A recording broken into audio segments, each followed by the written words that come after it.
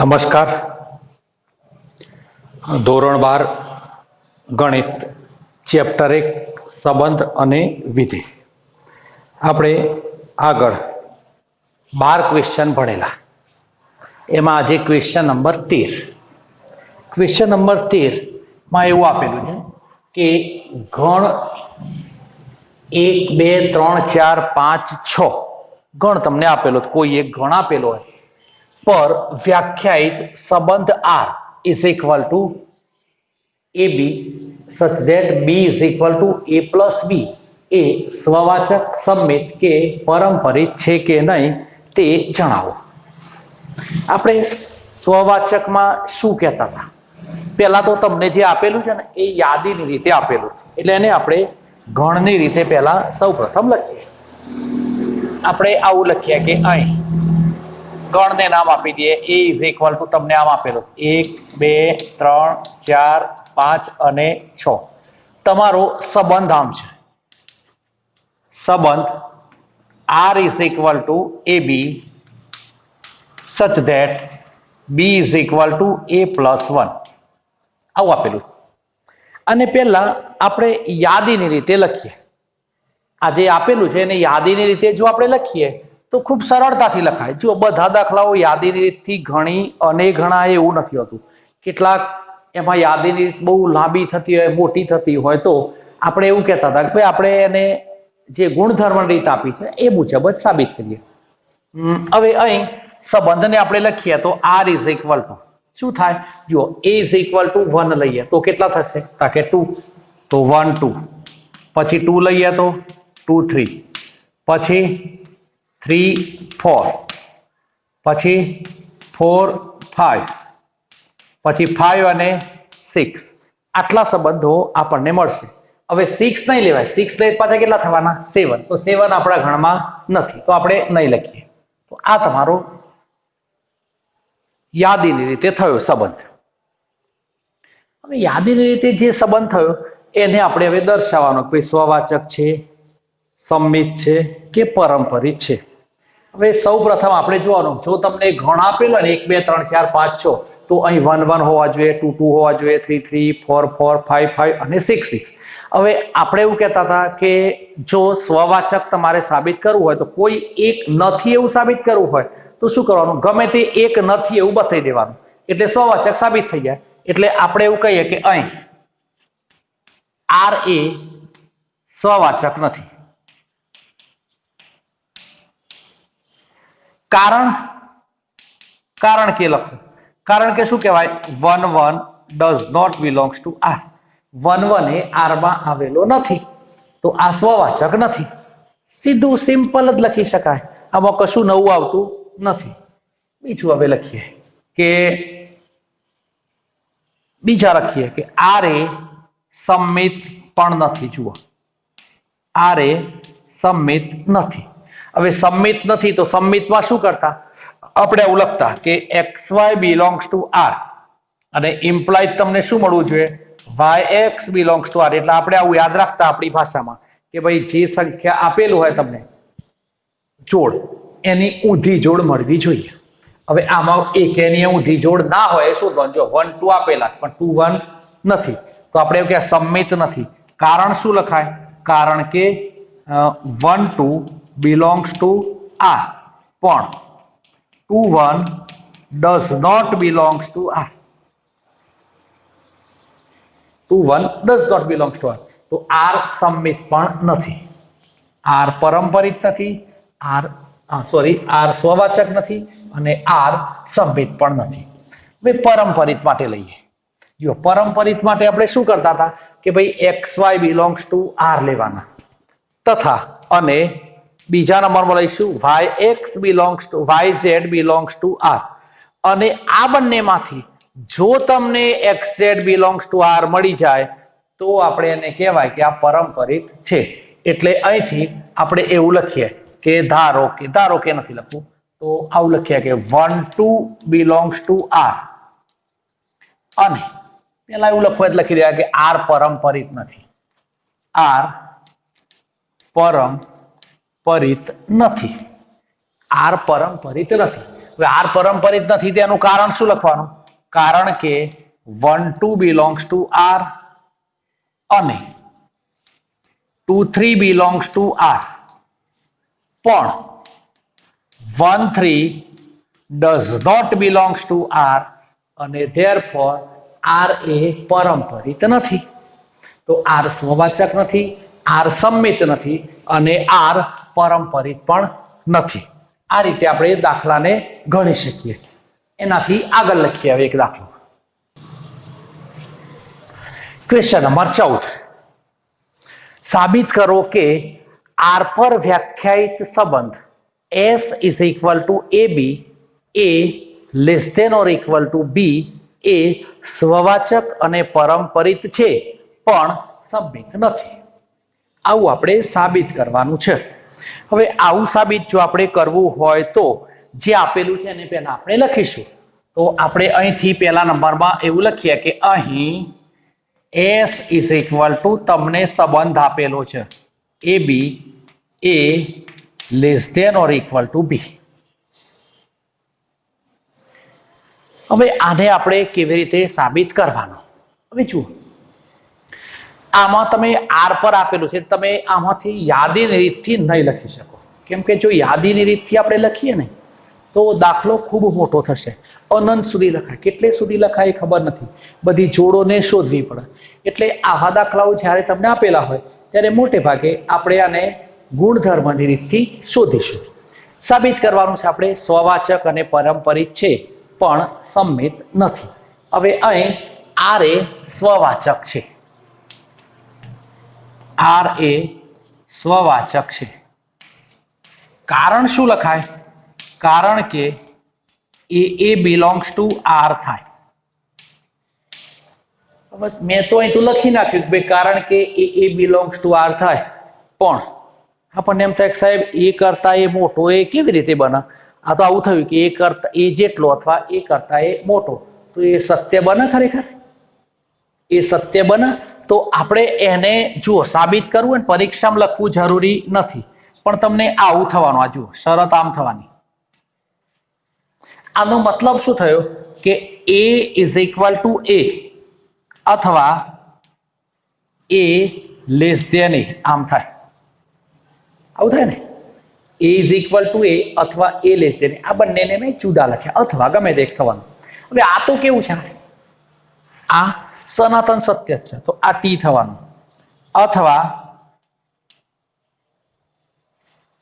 શું થવાનું? આમાં આ સાચું એ થાય અને ખોટું એ થાય. આ તો ખોટું જ થવાનું, પણ તો કેટલું થવાનું? આ એફ થવાનું. હવે આપણે આવું કહેતા હતા કે ભાઈ અથવા હોય, અથવા એટલે વિયોજન, આમ લખતા હતા. વિયોજનમાં શું જોતા હતા કે ભાઈ શું જોતા હતા આપણે વિયોજનમાં? એફ એફ હોય તો એફ જોતા હતા. તો આ ટી અને એફ આવ્યું, ટી અને એફ આવ્યું તો શું થવાનું? જે સત્ય છે. તો આ રીતે આપણે લખી શકીએ કે ભાઈ આ આપેલું છે તો આ તમારું સત્ય થવાનું. સત્ય કેમ થવાનું? તો સત્ય આટલા માટે થાય છે અને માટે એ બિલોંગ્સ ટુ આર થાય અને માટે આર એ સ્વવાચક છે. બરાબર. હવે બીજા નંબરમાં લખીએ, આર એ સંમિત નથી. જો આર એ સંમિત નથી, એના માટે આવું પણ લખાય કે આપણે એવું લખીએ કે ધારો કે A B belongs to R મેં લખ્યા. બરાબર. A B belongs to R મેં લખ્યા. હવે A B belongs to R મેં લખ્યા તો આમાંથી શરત કઈ થાય? તો therefore A less than or equal to B થાય. A less than or equal to B થાય. પણ હવે આને હું આમ લખી શકું, B less than or equal to A હંમેશા સત્ય નહીં થાય, હંમેશા સત્ય નથી. આ તો આની શરત હતી એ લખી, પણ B less than or equal to A હંમેશા સત્ય થશે નહીં, હંમેશા સત્ય નહીં થાય. માટે B A does not belongs to R થશે. એટલે તમે A B belongs to R લીધા, એમાંથી મેળવ્યા છે B A does not belongs to R, અને B A does not belongs to R માટે આર શું કહેવાય? સંમિત નથી. બરાબર છે. આગળ નંબર લઈએ, ત્રીજો લઈએ.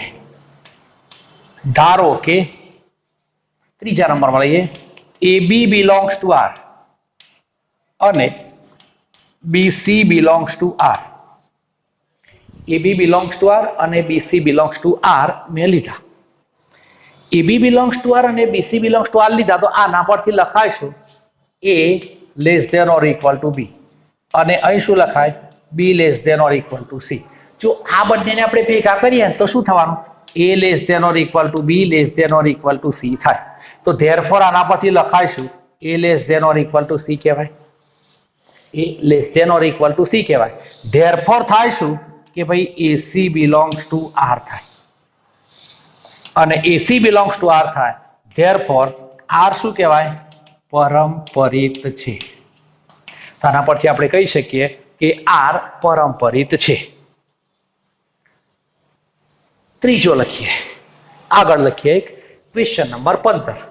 ક્વેશ્ચન નંબર 15 માં હું આટલો સુધારો માત્ર કરું છું.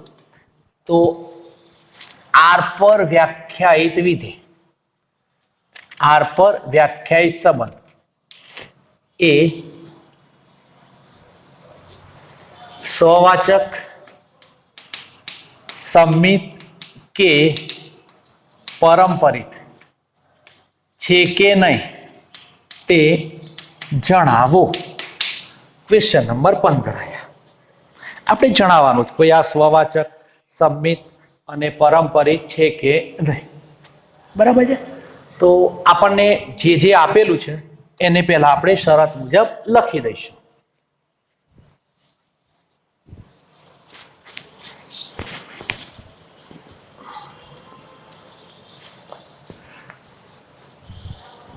બરાબર આવું આપણે લખ્યું. જો આના પહેલા આપણે A less than or equal to B વાળો લખેલો દાખલો એના પહેલા મેં લખાયેલો A less than or equal to B square લખાયેલો અને આ ત્રીજો આવ્યો A less than or equal to B cube. ત્રીજા નંબરનો દાખલો આવ્યો. ત્રણે દાખલાઓ સરળ દાખલાઓ છે અને આમાં રોજે રોજનું ધ્યાન રાખો ને તો આવડી જાય એવું છે. સ્વવાચક સંમિત અને પરંપરિત આવા દાખલાઓ મોટે ભાગે પરીક્ષામાં પૂછાયેલા નથી.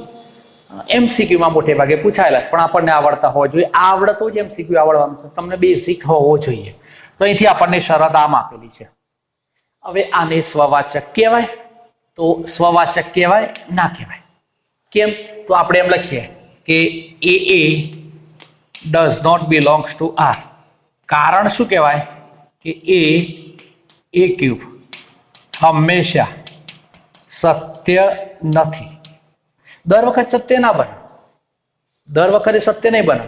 જુઓ તમે આમાં માઇનસ કિંમત લો ને માઇનસ કિંમત તો ખોટું પડશે. ધારો કે હું -2 લઉં નહીં આમ કે ધારો કે -3 લઉં તો કેટલા થવાના -3 અને અહીં -3 ની 3 ઘાત થવાની તો કેટલા થવાના -3 અને -27 થવાના. તો આ સાચું નથી ને સાચું. એટલે આપણે ગમે તે એકને શોધી કાઢવાનું કે જે સત્ય નથી. તો આ સાચું નહીં થાય. ગમે તે એકને શોધી કાઢવાનું. એકાદ ના હોય એટલે કશું ના જોવાનું પછી બાકીનો જોવાની જરૂર નથી. તો therefore શું કહેવાય R સ્વવાચક નથી.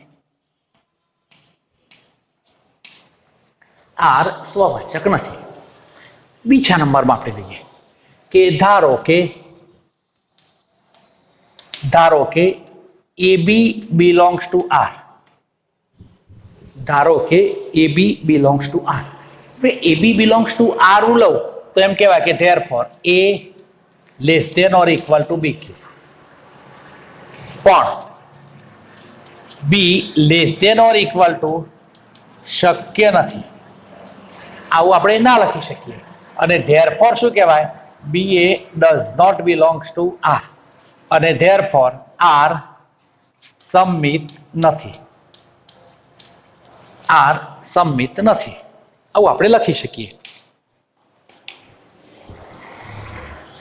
તો R સ્વવાચક પણ નથી અને R સંમિત પણ નથી. ત્રીજા નંબરનું લઈએ. ધારો કે AB belongs to R અને BC belongs to R. AB belongs to R અને BC belongs to R. જો આવું લખીએ તો therefore શું કહેવાય A less than or equal to B cube અને B less than or equal to C cube થાય. બરાબર છે. હવે આ બધાને આપણે એક સાથે જો લખવા હોય ને તો આને શું કરવું પડે B ક્યુબ લખવા પડે અને આ બાજુ કેટલા થવાના C raised to 9 થાય. तो ધેરફોર શું થવાના a b ક્યુબ અને c⁹9 તો a less than c cube આ સત્ય નથી જુઓ આ સત્ય નથી આપણે શું જોઈએ a less than or equal to c cube જોઈએ એટલે આ સત્ય નથી અને therefore ac does not belongs to r થાય ધેરફોર શું કહેવાય r પરમપરિત નથી તો r સ્વવાચક નથી r સંમિત નથી અને r પરમપરિત પણ ક્વેશ્ચન નંબર 16 હવે ક્વેશ્ચન નંબર 16 માં આપણને આવું આપેલું છે સાબિત કરો કે કોલેજના ગ્રંથાલયના બધા જ પુસ્તકોના ગણ એ પર વ્યાખ્યાયિત સંબંધ r ઇઝ ઇક્વલ ટુ છગડિયા કૌંસમાં xy સચ ધેટ x અને y ના પૃષ્ઠોની સંખ્યા સમાન છે એ સામ્ય સંબંધ છે આવું આપણે સાબિત કરવાનું છે બરાબર તો તમને એ શું આપેલો છે તો આપણે પહેલા નંબરમાં અહીંથી આવું કહી શકીએ કે a ઇઝ ઇક્વલ ટુ ગ્રંથાલયના બધા જ પુસ્તકોનો ગણ આ તમને ગણ એ આપેલો છે પછી r ઇઝ ઇક્વલ ટુ શું આપેલા છે તો આમ આપેલા છે xy માં શું લખ્યું છે x અને y ના પૃષ્ઠોની સંખ્યા સમાન છે અને આ સંબંધ સામ્ય સંબંધ છે એમ આપણે સાબિત કરવાનું છે સામ્ય સંબંધ છે એનો મતલબ એવો થયો કે આપણે શું સાબિત કરવાનું છે તો આપણે એવું સાબિત કરવાનું છે કે r જે આપેલો છે એ સ્વવાચક છે r સંમિત પણ છે અને r પરમપરિત પણ છે આવું આપણે સાબિત કરવાનું હવે આવું સાબિત આપણે કેવી રીતે કરી શકીએ તો પહેલા નંબરમાં આપણે એવું લખીએ કે r સ્વવાચક છે r સ્વવાચક છે r સ્વવાચક છે એનો મતલબ શું થયો તો r સ્વવાચક છે એનો મતલબ એવો થયો કે xx બિલોંગ્સ ટુ r આ સત્ય છે xx બિલોંગ્સ ટુ r સત્ય છે કેમ સત્ય છે તો x અને x ના પૃષ્ઠોની સંખ્યા કેવી થવાની સમાન થાય તો કારણ કે આપણે લખીએ કારણ કે x અને x ના પૃષ્ઠોની સંખ્યા સમાન છે આ આપણે સાબિત કર્યું x અને x ના પૃષ્ઠોની સંખ્યા સમાન છે પછી બીજા નંબરમાં હું લખું ધારો કે xy belongs to r xy belongs to r લખીએ તેનો મતલબ શું થયો x અને y ના પૃષ્ઠોની સંખ્યા સમાન છે x અને y ના પૃષ્ઠોની સંખ્યા સમાન છે ધેરફોર શું કહેવાય y અને x ના પૃષ્ઠોની સંખ્યા પણ કેવી થવાની સમાન છે અને આ જો સમાન હોય તો કહેવાય શું yx બિલોંગ્સ ટુ r થવાનું તો ધેરફોર એમ કહેવાય કે r કેવો છે સંમિત છે તો xy બિલોંગ્સ ટુ r લીધા એમાંથી મેળવ્યા yx બિલોંગ્સ ટુ r તો એ સમાન છે એમ આપણે કહી શકીએ તો r સંમિત છે હવે આપણે લઈએ ત્રીજા નંબરમાં ધારો કે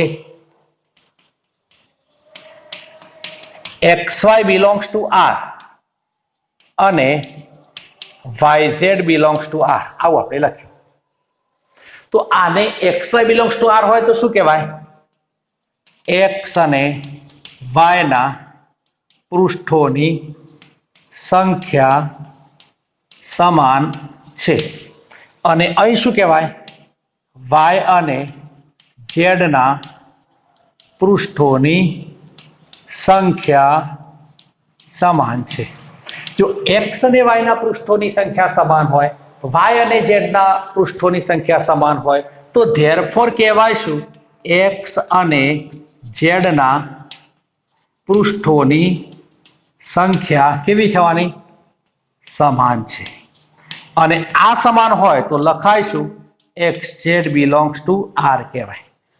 તો xz belongs to r કયો તો શું કહેવાય? r પરંપરિત છે.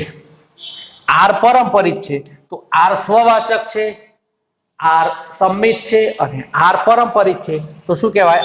r સામ્ય સંબંધ છે. તો આ રીતે આપણે આવા દાખલાઓને પણ ગણી શકીશું. ચલો આગળ લખીએ થોડો.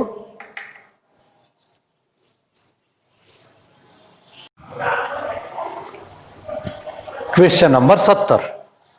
ક્વેશ્ચન નંબર 17 માં આપણે આવું સાબિત કરવાનું કે સાબિત કરો કે a is equal to 1 2 3 4 5 પર વ્યાખ્યાયિત સંબંધ r is equal to ab oblique mode of a minus b યુગ્મ છે. એ સામ્ય સંબંધ છે. હવે સામ્ય સંબંધ છે એનો મતલબ આપણને કેવો થવાનો? તેનો મતલબ એવો થાય કે એ સ્વવાચક પણ છે, સંમિત પણ છે અને પારંપરિક પણ છે. તો આવો આપણે દાખલાને ગણવો છે. હવે આવો દાખલો આપણે ગણવો હોય તો આ જે સંબંધ આપ્યો છે ને એને પહેલા હું લખું હોય. બરાબર ધ્યાન રાખજો. r is equal to ab such that a minus b યુગ્મ છે. આ યુગ્મ છે ને એનો મતલબ શું થયો ખબર છે? કે a minus b oblique a minus b યુગ્મ છે એનો મતલબ એવો થયો કે યુગ્મ ક્યારે જવાબ આવશે એનો? જો બંને યુગ્મ હોય ને તો યુગ્મ જવાબ આવે અને બંને અયુગ્મ હોય તો એનો યુગ્મ જવાબ આવે. કેમ કે જો 1 અને 3 લઉં તો એનો જવાબ 2 આવવાનો એટલે યુગ્મ આવવાનો. 1 અને 5 લઉં તો પણ એનો જવાબ યુગ્મ આવવાનો છે. જો બંને હું યુગ્મ લઉં 2 અને 4 તો પણ યુગ્મ આવવાનો. પણ 2 અને 5 લઉં ને તો અયુગ્મ જવાબ આવવાનો. એટલે આપણે અહીંયા આપણી રીતે લખીએ છીએ a અને b બંને યુગ્મ છે અથવા a અને b બંને અયુગ્મ. આપણે આપણા માટે લખી નાખ્યું ભાઈ બંને કદાચ યુગ્મ હશે અને કાં તો બંને અયુગ્મ હશે. તો આપણે એવું કહી શકીએ કે a belongs to r. જો બંને યુગ્મ લઉં તો એ જવાબ આનો યુગ્મ આવવાનો, બંને અયુગ્મ લઉં તો પણ આવવાનું. a belongs to r, therefore r સ્વવાચક છે. કારણ શું લખીએ કે a માઇનસ a યુગ્મ થશે. આવું લખો તો પણ ચાલે. તો r તમારું સ્વવાચક થઈ ગયું. બરાબર. હવે હું આને આમ ધારું કે ધારો કે ab belongs to r. ab belongs to r. ab belongs to r એનો મતલબ શું થયો? a માઇનસ b યુગ્મ છે. આવું આપણે લખ્યું. a માઇનસ b એ કેવા છે? યુગ્મ છે. હવે માનાંકમાં તો તમે ગમે તે લખો તો therefore શું કહેવાય? b માઇનસ a કેવા થવાના? યુગ્મ થશે. અને b માઇનસ a યુગ્મ થાય તો શું લખાય? ba belongs to r. તો therefore r કેવા છે? સંમિત છે. બે આપણે મેળવી દીધા, સ્વવાચક અને સંમિત મેળવ્યા. હવે શું લખવું કે ધારો કે ab belongs to r અને bc belongs to r. જો ab belongs to r લખું તો શું લખાય? a માઇનસ b યુગ્મ છે અને આ બાજુ શું લખાય? b માઇનસ c યુગ્મ છે. જો આ બંને યુગ્મ હોય ને તો a યુગ્મ હોય તો b પણ યુગ્મ થવાનું, b યુગ્મ હોય તો c યુગ્મ થવાનું, તો આ યુગ્મ હોય તો આ યુગ્મ થવાનું, આ યુગ્મ તો આ યુગ્મ થવાનું. તો therefore શું લખાય? a માઇનસ c યુગ્મ થશે. અને therefore શું કહેવાય? ac belongs to r. અને therefore કહેવાય r પરંપરિત છે. અને આ r પરંપરિત છે માટે શું કહેવાય? r સામ્ય સંબંધ છે. તો આ રીતે આપણે લખી શકીએ કે r સામ્ય સંબંધ છે. ઓકે. હવે એનાથી થોડાક આગળ જઈએ. ક્વેશ્ચન નંબર 18 આવ્યો.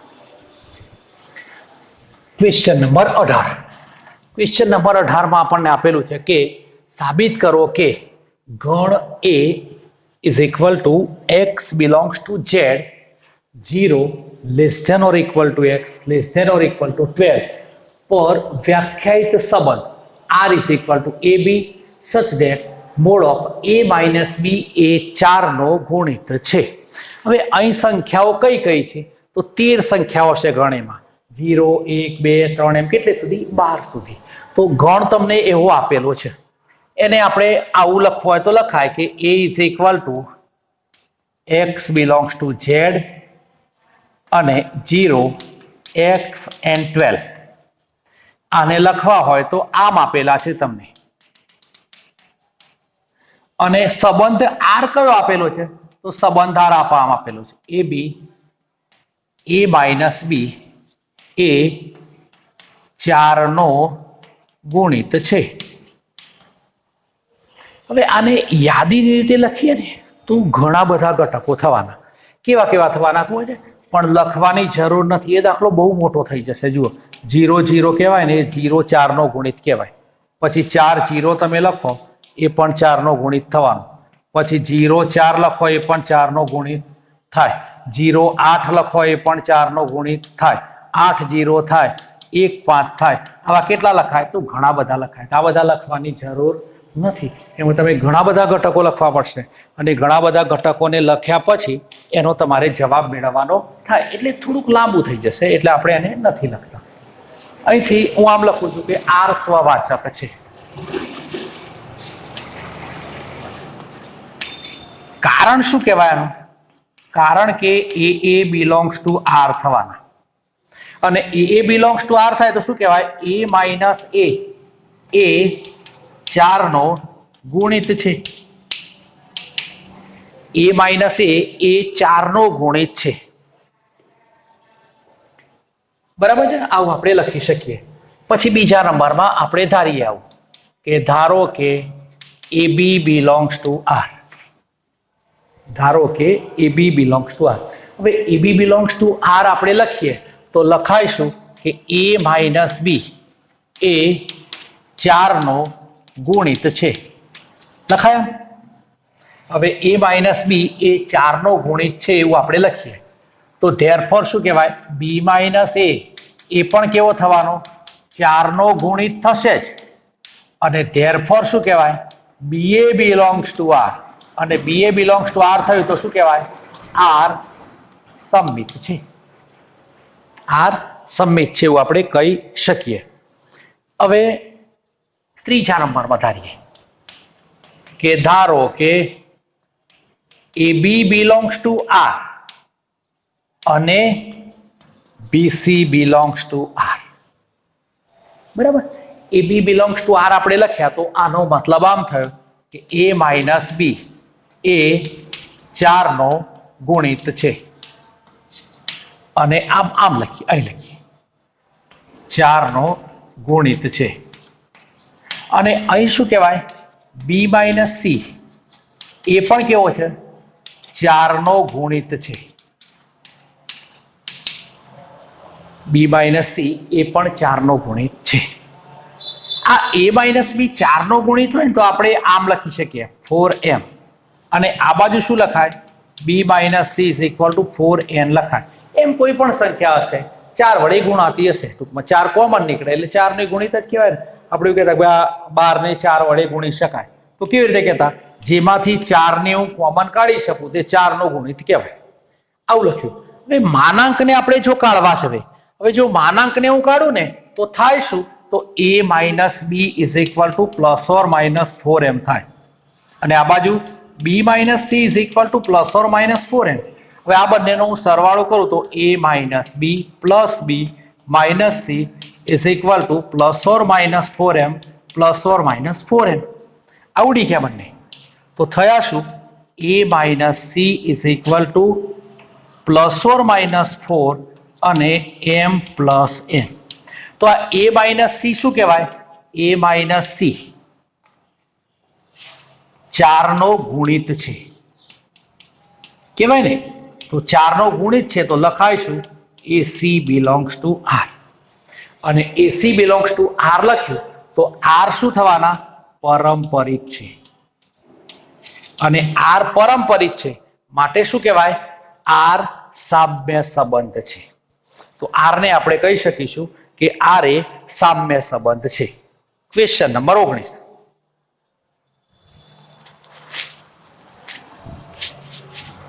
સાબિત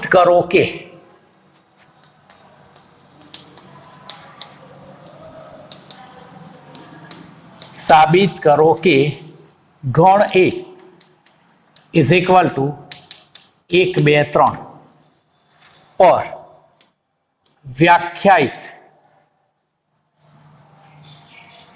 संबंध R इज इक्वल टू 1 2 2 1 ए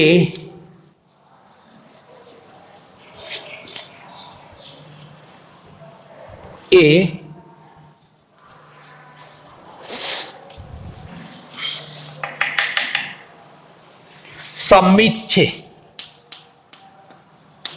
પણ સ્વવાચક કે પરંપરિત નથી.